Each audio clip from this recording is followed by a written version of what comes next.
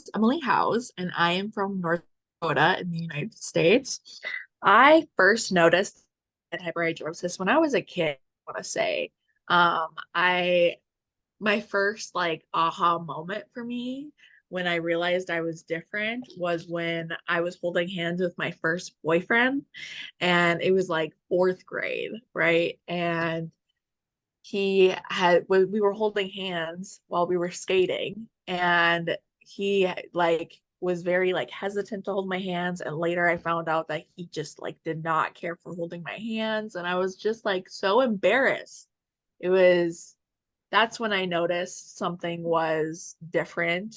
And so I grew up my whole life thinking that I was the only person who had this. I thought it was very unique. I hated it. I remember when I was growing up, the one thing I've always wanted to be growing up was a mom. And I remember like telling myself, like, I don't want to have kids because I don't want this genetic disorder to continue. Like, and that's just so sad because like I have such a passion for kids and wanting to be a mom one day. And so when I learned that it has a name called hyperhidrosis, I finally like kind of realized that I wasn't alone with this and that it is a disorder that I can't help and I have no control over. So, yeah, it's always been something like I wanted to do. I remember when I was a kid, I had always wanted to like look up like sweaty hands and like see what's out there. And I remember seeing like a surgery out there, but obviously I was just a kid. I didn't know better. Like I didn't even I think I might have brought it up to my mom, and she had told me that there's no way, like it's just not feasible. And so from that point forward, I just kind of like moved on and I didn't think about it again. Up until my client at my last job, we were talking about hyperhidrosis, and she did some research on her free time and she looked up hyperhidrosis and she found the Center for Hyperhidrosis and she emailed it to me. And ever since then, my life has changed for the better. I knew that this was something I was really passionate about, and I knew that it was something that I really wanted to do. And so I did my research. I did my free consultation with Dr. Basseri. It went really great. I had zero concerns, zero worries. The compensatory sweating was something that I was a little hesitant about, but I knew that it couldn't compare to the life I was living with sweaty hands and sweaty feet. It mainly affected me in my hands, my feet, and then occasionally on my face and my armpits as well. But other than that, yeah, that's that. That's awesome. Thank you for sharing. And do you remember? I know it's probably like, at least for me, it's weird looking back. Like, I don't really remember the exact moment of everything happening. I just know from my mom telling me who noticed Hmm. it in my life. So it seems like you sort of put the pieces together yourself. Did you immediately like go to your mom in fourth grade when this whole hand holding situation was going on and you're like, Mom, he doesn't want to hold my hand? Or like, No, because I wasn't allowed to have boyfriends in fourth grade. you just kept that to yourself? So I kept it to myself, and I remember feeling very alone when I was a kid with this disorder. Absolutely. It was something like I wouldn't wish upon anybody. And you really don't think about how much it affects you until you're living in this point of view. You Exactly. don't realize like everything you do is impacted by your hyperhidrosis, from holding hands to writing on a piece of paper to holding a baby to pumping your own gas to, I mean, you name it, it's affected. So Every little thing. every Um, little thing. so before surgery, did you try any other treatments? Did you look into anything from lotions to oral medication? How did that play a role in your life? So I did try the Carpe lotion, but I remember feeling like it was very chalky. And I've always been very sensitive with my hands and feelings and like feeling and touching and everything like that. So my sensories have always been kind of higher than average, I would say. So I didn't like the Carpe lotion. I know I tried like other deodorants and other um pills and whatnot to try to stop my sweating, but nothing really helped. But other than that, I never wanted to try a machine. I always just like thought I could deal with this and I could do this on my own. And it was just going to have to be something I dealt with for the rest of my life. So, Yeah, and I think it's really sad because pretty much everyone with hyperhidrosis sort of hits that point in their experience with the condition where they're like, well, this is it. I'm just gonna have to live with it. And they think mhm, they've tried everything out there and they're the only person with it, and that's just their life. Those are the cards they were dealt. They have to live with it, which is so sad, especially now, both of us being on the other side of it, knowing that you can live a life without hyperhidrosis. Like, if you would have told me that before my surgery, before I found out about surgery, I would have been like, no, there's nothing mhm, for me. Like, nobody, I didn't talk about it. Nobody knew about it. So like it's so crazy looking back now. I'm sure you feel the same way. mhm. So I, If you would have told me the day that my client had told me about this Center for Hyperhidrosis, I would have told you you were nuts. yeah, I researched, I did my homework, there's nothing out there for me. And turns out there was, and it's incredible the work that the Center for Hyperhidrosis does. It's it is. incredible. And how special that your client brought this to you. Like, if you can kind of walk us through that day, I'm sure you can replay it in your head. If you can just walk us through when she walks into your office and she's like, Emily, look at this. Like, Yeah. I, So, I I want to mean, live that we day with we you. chatted about everything. Like we talked about everything that was going on in each other's lives. We were very open and honest with each other. And I told very select people about my hyperhidrosis, and I was very good at hiding it. Um, I avoided hand contact every time, like every opportunity I could. And the opportunities I couldn't, I would shake someone's hand or they would feel it and I'd be like, oh, I'm so sorry. I have sweaty hands. Like, oh, so sorry. Just ignore this. I can't do anything about it. So yeah, I had confided in her about my hyperhidrosis and she was so understanding and so kind to me and she just understood and I felt heard. And so when she took her time out of her day to look up hyperhidrosis and send me this Center for Hyperhidrosis, it really meant a lot. Um, I think it was a very aha moment for me about how much this client cared about me and how much I have an impact I've had in her life for her to go out of her way to do something like this for me. So yeah, and then I had told her like, "Hey, I have a, consultation coming up," and she'd be so excited for me. And I, even after my surgery, I was able to show her the videos and show her the pictures, and she was so happy for me. So it was a pretty surreal experience. I love that so much. And I feel like it's very rare for people with hyperhidrosis to find somebody who doesn't have it that understands as much as they can and cares, because you feel so alone in it and you feel like even if there is somebody that you talk to about it, you're like, they'll never understand.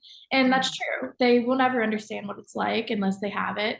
But having people that don't have the condition that truly take the time out of their day to listen and learn, like, it's it just makes me speechless, honestly, because it's not something that they have to care about because it doesn't affect them. So when they do, it's like, it's just so special. It's so heartwarming, It you is. know? It's it's unlike anything else. Like when someone takes the time out of their day to really care about you and look up something that impacts your life on a daily basis, like it's just something that, you can't put a value on it. No, absolutely not. So, So she sends you the information, you have your call with Dr. Basseri. Sort of walk us through that process. So having your call with him, did you like come with a list of questions? Did you let him sort of take the reins on the call? And then the process from the call to your surgery day. We'll all chat about right. the timeline. So I want to say I had my call in like June of 2022 with Dr. Basseri.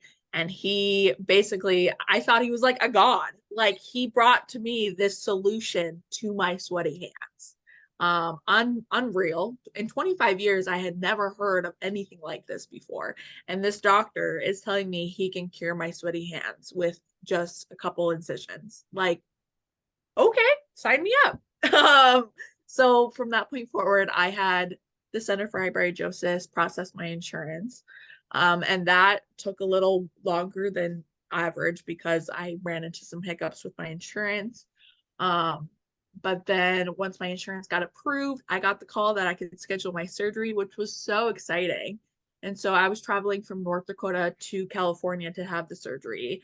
I'm super thankful. My nephew Isaac traveled from South Dakota to California to be my support system for the surgery, and he did phenomenal. I can't give him enough kudos for all he did for me throughout my time in California. He was a rock star. So it was really special to have him be there for that and be a listening ear and listen to everything that the doctors were telling me. Um, and he was, and of course I was just a lot for me, so having another backup person to listen to all that, Yes. perfect. Yeah. Right on par for me. So we get to California, and the next day I had my pre-consultation, or what do you call it? The pre-op day. Pre-op. I had pre-op the day before my surgery, and I got a tour of the center. I got to meet Bree. I got to talk to Dr. Basseri, and he told me about the surgery in full detail. I got to meet some of the nurse staff, which was really cool. And all my questions were answered, and I felt really at ease, really excited. Uh, I I just remember like not feeling very anxious at all. And I so regret not taking more photos of my sweaty hands, because the only photo I have of my sweaty hands was when they weren't so sweaty, and it was the morning of my surgery. So take Mm, pictures prior to your surgery, because you'll want to keep them as proof that you did have hyperhidrosis at one point in time. exactly. I tell patients that all the time. I'm like, whether they choose to be a patient spotlight on our social media and share, or if they, for a lot of people, as I totally understand, it's like, this is a personal condition. I'm literally not telling anyone I'm getting the surgery and forgetting about it. Still Mhm. take pictures, put them Take the in pictures. a folder or something, like keep them, because it's been over 2 years for me. I know you're over a year now, right? Mhm. Almost. Almost at a year. Yeah. So it's like it's unreal the further out I get to look back at these pictures and videos, and I'm like, holy cow, how did that come out of my hands just on a normal basis? Like, Yeah. it. So I agree with you there. Take the pictures, take the videos, because one day you're not going to have them anymore, and it's like hallelujah. But it's also very cool to look back and just see that transformation. Right. It's a great transformation, and it's a part of your story. You know, I've learned now that I don't have to deal with sweaty hands anymore. I've learned to kind of embrace that side of my story. Yes. I've learned so much, and I've gained so much more understanding for people who deal with a condition similar to hyperhidrosis. I have so much grace, and um I idolize people who go through similar things, you know, because of what I went through and how I've been able to come out on the other end and be one of the few that are able to get the surgery. I recognize, and I am so appreciative of the opportunity to have had this surgery. It was a once in a lifetime opportunity, and I'm just super grateful that I got the opportunity to do so. Absolutely. And for anybody listening or watching this, Emily actually was one of our patient spotlights. So if you scroll back and on our Instagram and our TikTok, you can see videos of her right after surgery, which is probably still cool for you too, to be able to look back and like show people when you're talking about it, because that post-op reaction is unlike any other feeling. Like waking up and feeling your dry hands and like just knowing it's all over now is so special. Obviously, there's some recovery time too. So Mhm. go ahead and let's just talk about that super stripped down and raw. How was the recovery after surgery? How are you feeling? Anything that is like sort of front of mind when it comes to thinking about post-op? So I had my surgery on November 2nd, 2022. It was super, it went by really fast. Uh, I recall waking up from the surgery and feeling very emotional. For the first time ever, I could feel the phantom sweats, which is something you will experience if you get the surgery. Yes, and we'll mention that really quick, just for anybody that may be confused. The phantom sweating, Dr. Basseri brings this up to you before, so it's not like, oh my gosh, why am I feeling like this? It's basically you in your head feel like your hands are sweating, or you may even get like a tingling sensation that they are sweating, but they're not. And it is a bizarre feeling. So bizarre. And I still to this day feel it on occasion. Mhm. So I'm almost a year post-op and I'm still experiencing phantom sweats. I mean, it was something I dealt with for so long in my Yeah. life.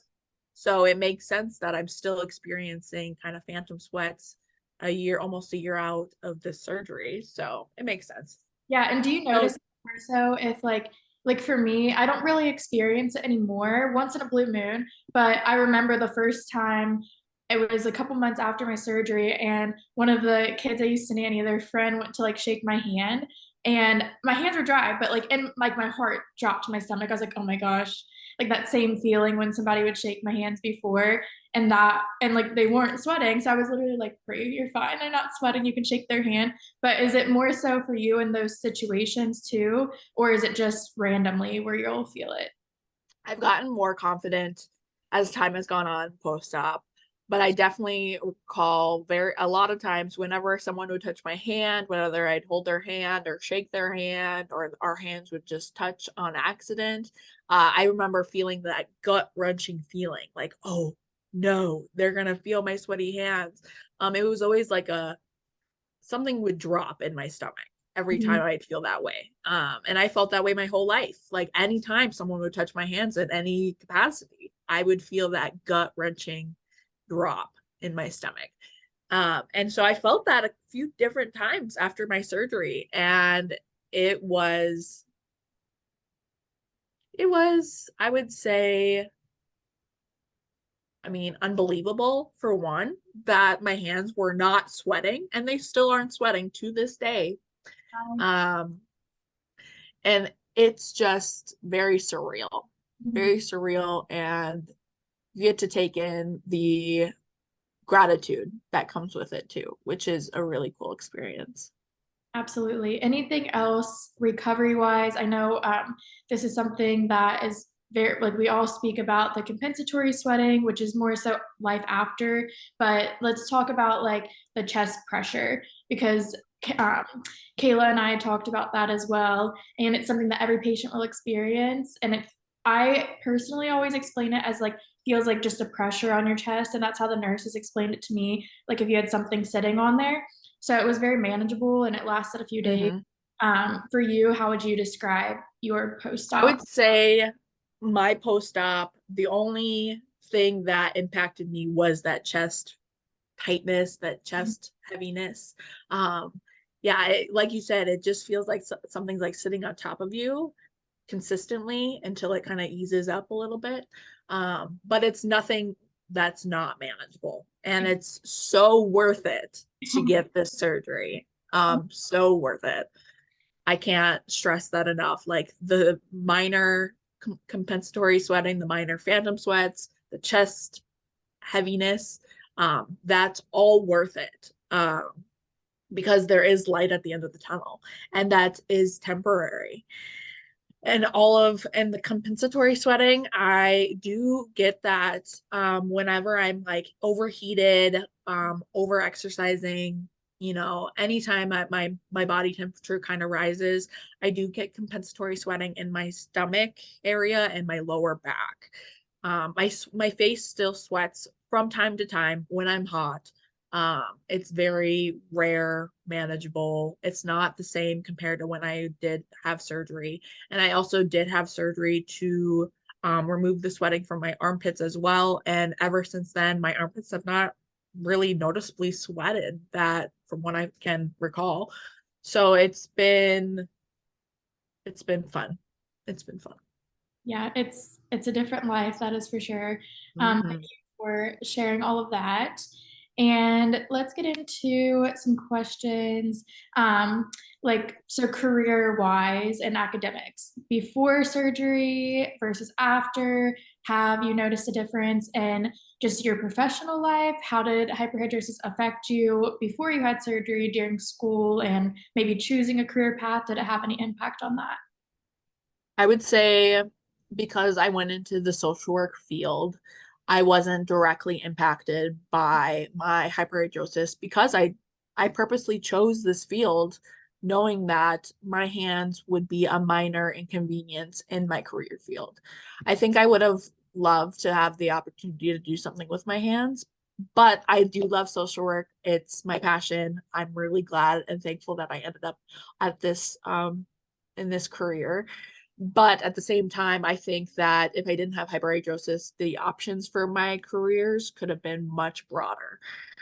So that being said, I'm very thankful that social work is what I'm doing now. But I mean, every little thing that I do was impacted by my hyperhidrosis. So that also included my career path. So following my surgery, I'd just say like overall my confidence has just blossomed and bloomed in a beautiful way. Um, I think that my surgery really impacted my self-image too. Just the way that I perceived everyone else to be viewing me Mhm. with hyperhidrosis was just so much different than when I had the surgery because I was able to be confident, do what I wanted to. I didn't have to let my hands be a barrier to me anymore. And that is just like the biggest thing is that confidence boost, and it's something that is really hard to explain, when you're not in that situation. But I think that if you do get the opportunity to have this surgery, you will see your confidence boost and you will see the difference in your personality changes and your positivity and just that light feeling of you don't have to worry so much about your sweaty hands anymore. So, Yes, such a beautiful thing. mhm. We did a poll the other day asking if like somebody could ask a question to people that have already had the surgery, what would they want to know? Compensatory sweating was like the top one. After that, it was relationships, which I Mm. know like that is so impacted. I personally like totally avoided dating until after I had surgery. And now I'm like, okay, like I can enjoy this part of my life too. So for you, have you noticed a big difference? Have you been going on dates more? Have you been holding hands? All of those little special moments in life. I take full advantage of any opportunity I have to now like connect with someone like physically. It's so much different being that you're able to have that confidence boost when you do get the surgery. So my confidence has just like blossomed and I've been able to just like freely hold hands with whoever I want. I'm able to shake hands freely. I'm able to like do a lot of hand motions without sweat dripping off my hands. So like prepping for, talking to you today, I know that my hands would just be dripping if I hadn't had gotten the surgery and this was happening. So just that anxiety, any type of, anxious feeling, sweat, sweat. Yeah, yeah, and And that happens a lot when you date. So just yeah, imagine the sweat dripping off your hands when you're dating. I mean, oh, horrible, not horrible. fun. Not having to deal with that anymore is like amazing. Um, Hmm. do you have any triggers now that make your hands, I'll say, get clammy? I know they don't sweat anymore, but have you had an instance where they get a little bit clammy here and there if you're hot or, you know, anything nervous? I would say like I've noticed like a light clammy, like literally so light clammy hands, maybe like 2 times since my surgery. And it's so manageable. Like it's just, You know, it you're like almost like in awe. it almost hurts to even say that they get clammy, knowing what we already went through. It's like, Mhm. okay, like That's not even bad. yeah, me here and there. If I'm like Mhm. on a run and I'm like or I'm holding something and it's really hot out, they make it clammy. But it's like I feel like I have to extra preface that because Seriously. not sweaty. It's like clammy, the slightest bit clammy. So yeah, Right. I totally agree. Right. And then just we've already kind of touched on this, but have there been like any specific exciting moments since surgery that stand out in your mind where you're like, man, I wouldn't have done this if I hadn't had surgery, or this would have been different if my hands were sweating right now. Any little special things that stick out to you? Um, hmm. I can't think of anything specific, I would say, but I know that I've been more adventurous. I know that I'm taking more time to process and think through different opportunities that come my way, that I wouldn't have even considered before. Um, and I know too that um, I would love the opportunity to have the ELS surgery if that ever comes my way. I am processing my insurance to try to get that ELS surgery. So we will see if that happens in the future. But in the meantime, my feet do sweat from time to time. So I'd love the opportunity to like wear sandals freely, wear a pair of heels. I mean, just like touch, I mean, and my blankets, they still get sweaty from time to time, like I still try to wear socks most of the time. I do my feet don't sweat as bad as they did before my surgery, but it's still present. And it's still manageable, but it's still an issue.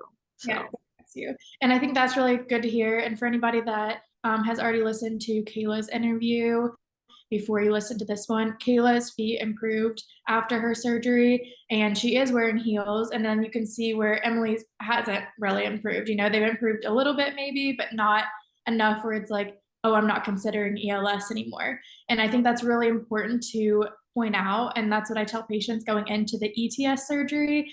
I say, do not get your hopes up for your feet improving. The surgery's for the hands. So yeah. if your feet improve, good for you. You got lucky, your feet improved. If they don't, or if they only improve a little bit, you can go back and get ELS. That is the amazing thing that this other surgery is offered for it. So it's great to hear that you're looking into that. And then you'll be sweat free. Like, how fun is Right. all the Right. heels you want?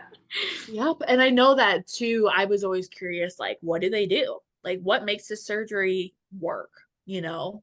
And I would say, a lot of people that I've heard from, I've had a lot of people share their own stories with me, which has been incredible. I love being a resource and a helping hand to anyone who deals or suffers from hyperhidrosis. So I've heard a lot of different stories. And the difference with Dr. Basseri is that he clips the nerve. He doesn't burn it, he doesn't sever it. He clips it. And that makes the biggest difference in this Yeah, and he surgery. also does not collapse the lungs, which like that just Just, sounds scary. So yep, knowing as somebody who's not a surgeon, not in the medical field, just knowing that like, okay, my lungs are gonna be intact. Like it's like just a relieving feeling as a patient who doesn't know, the technical surgical things. It's like, okay, one less thing you have to sort of worry about. absolutely. Like that's scary in and of itself. Like just yeah. So that's the biggest difference. And what he did for my surgery, which he does for every other ETS surgery, is he makes two incisions under each breast. And then for my armpits, he did two incisions underneath my armpits. They're very small. You It's can't like even notice them now. What was that? one on each side. Yes, one on each side of your breast, one on each side of your armpits. Um, and you don't even notice that they're there. Like mine have healed up really nicely myself. Yeah, same. And the great thing too is Dr. Basseri does offer that free phone consultation, like you mentioned. So anybody listening to this or watching this, if you have not had that yet and you're even the slightest bit interested in surgery, have that call. It is no strings attached. They're not going to keep bothering you and calling you. If you have that call and you're like, you know what, it's not for me, or like maybe I'm going to try a few other things. Or if you have that call and you're like, I'm ready to do this. I know for me, I was like, so can I fly out there tomorrow and have this Mhm. done? I was sold the second I had the call, but having that call is such an amazing free resource. And he will go over the surgery in detail with you, answer any questions. And then the patient educators who had surgery are there to help you as well. So it's like we really try to offer all of the resources that we can to make the patient feel so comfortable going into it. And that's why, again, thank you so much for having this call and sharing your personal story. Everybody's is different, but we all sort of have that same general understanding. So it's really special to hear your full experience. Absolutely, absolutely. And if there was anything I had to tell anyone who still suffers from hyperhidrosis, may not be getting the surgery, I would just tell them, you're not alone. I thought for many, many, many, many, many years that I was alone with this and that nobody understood me. I was very fortunate that my brother, well, not fortunate for him, but I was very fortunate in my situation that my brother also has hyperhidrosis and he had it just as severe as I do. And so it was nice to know that I wasn't alone with that, I guess, but I still thought we were like the only two people on the planet who had hyperhidrosis until I learned it was an actual disorder. And so learning more about hyperhidrosis and the welcoming community that there is with hyperhidrosis, it's been the biggest blessing. So reach out to people who do have hyperhidrosis, lean on your supports. Don't be afraid to confide in your support system. Um, it's incredible, like the compassion that comes from people who do suffer from hyperhidrosis, and don't. It's nice to like know like people like my client who are out there who just genuinely care about you and don't mind the sweating. Like it's just a minor, it's a minor and it's a major impact in your life. Um, and to people who may not have hyperhidrosis, just be a support for those who may have sweaty hands. It's really not something they can control. It's not something that they would wish upon anyone else. And it's not fun. It's not fun. Just imagine living that daily. It's really hard and it's really difficult. So just be that support system for them, I would say. Awesome. Thank you so much, Emily. Mhm.